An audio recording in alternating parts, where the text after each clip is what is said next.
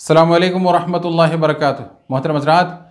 ये वीडियो आजकल पूरे मुल्क के मीडिया के अंदर बहुत तेज़ी के साथ में वायरल है और बहुत ज़्यादा लोग इस सिलसिले में आपस में जो चर्चा कर रहे हैं वो क्या है, हज़रत मौलाना कलीम सिद्दीकी साहब दामत बरकातुहूम जो दाई इस्लाम हैं,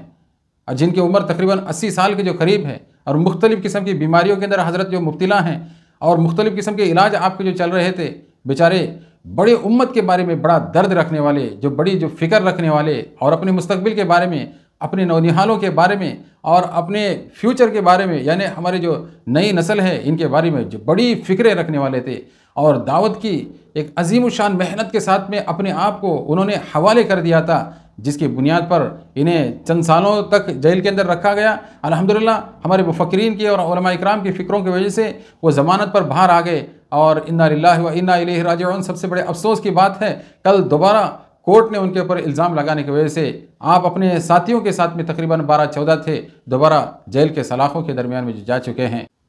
बड़े अफसोस की बात है, बड़े अफसोस की बात है। ऐसे मुफक्किरीन, ऐसे मुत्तकी और परहेज़गार लोग जो पूरे कौम के, पूरे मुल्क के अमन व अमान के बारे में जो फ़िक्रें रखने वाले हैं, उनके साथ में जब ये मामला होगा तो बकिया हमा चुना का जो क्या होगा। तो लिहाजा हमारे पास इस वक्त सिर्फ एक ही रास्ता है,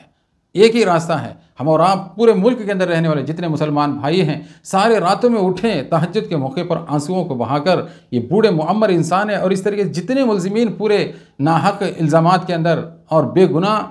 बनकर जो जेलों की सलाखों के अंदर फंसे हुए, सब के लिए दुआ करें कि अल्लाह तबारक व तआला सबको बाइज़्ज़त तरीके से बरी होकर अपने बीवी बच्चों के साथ में सुकून और शांति के साथ में रहने की तौफीक इनायत फरमाए। आमीन या रब्बल आलमीन।